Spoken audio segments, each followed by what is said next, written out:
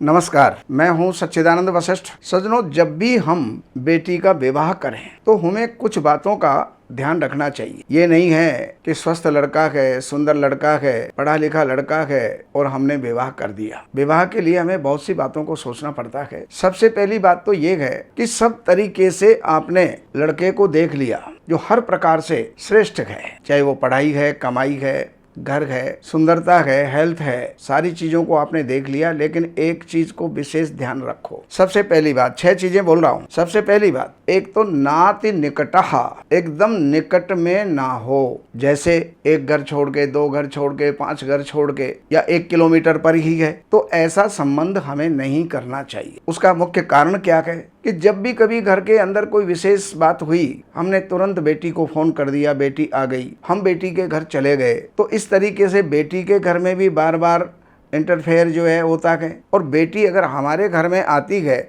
तो उसकी इज्जत धीरे धीरे धीरे धीरे करके कम हो जाती है। माता पिता की नज़र में इज्जत कम नहीं होती, लेकिन भाई हैं, भावज हैं और भी परिवार वाले हैं तो वो यही कहेंगे कि देखो ये तो आए दिन बैठ जाती है। तो ये तो बात हो गई पहली। अब है दूसरी बात, नाति दूरहा, बहुत दूर भी नहीं होना चाहिए जिसमें जाने के लिए हम तरस जाएं या बेटी हमारे पास आने के लिए तरस जाए। अगर कोई दुखद समाचार बेटी के घर में पहुंचा या बेटी से हमें प्राप्त हुआ तो हम 1 दिन, 2 दिन, 3 दिन जो है हमारे जाने में लग जाए, 4 जगह हमें ट्रेन बदलनी पड़ जाए, या फिर देश या विदेश के अंदर हो, तो ऐसी जगह के अंदर हमें विवाह नहीं करना चाहिए।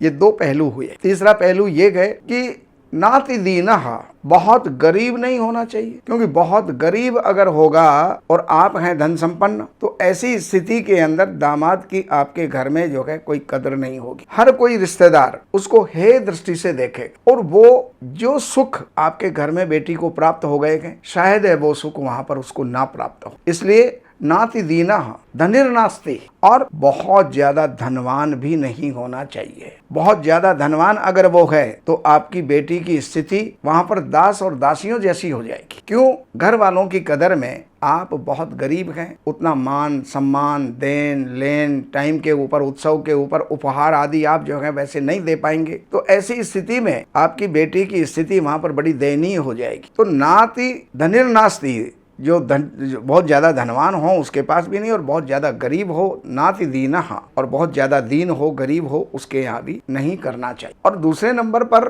अब आता है कि आयु के अंदर बहुत छोटा नहीं होना चाहिए। जैसे आजकल एक फैशन सा हो गया है, शौक सा हो गया है, 40 साल की लड़की है, 22 साल का लड़का, ये कोई तुक नहीं है, ये कोई मेल नहीं है। आज तो हो गया, लेकिन कल उसके परिणाम क्या होंगे, उन परिणामों को सोच करके हमें चलना चाहिए। तो आयु में बहुत ज्यादा अंतर नहीं होना चाहिए, बहुत ज्यादा छोटा नहीं होना चाहिए, और छोटा तो होना ही नहीं चाहिए, क्योंकि वहां पर जब छोटा होता है तो लड़की की नजर में वो बालक होता है। वो चाहे जब वो कह दे तेरे को ज्यादा समझ है क्या, तो इस तरह से वो संबंध नहीं चल पाता है। और बहुत बड़ा भी नहीं होना चाहिए। बहुत बड़े का मतलब ये हो गया, लड़की है 20 साल की, लड़का है 40 साल का, तो ये बेमेल जो है विवाह हुआ। तो यहाँ पर जो लड़का है जो 40 साल का हो गया, उसको वृद्ध होने में कितना टाइम लगेगा? 50 होने के बाद में जो है प्रौढ़ावस्था समाप्त होती है, वृद्धावस्था की तरफ प्रवेश कर जाता है, जब तक लड़की मात्र केवल 30 साल की हो पाती है। इसलिए उम्र कम भी नहीं होनी चाहिए, उम्र ज्यादा भी नहीं होनी चाहिए,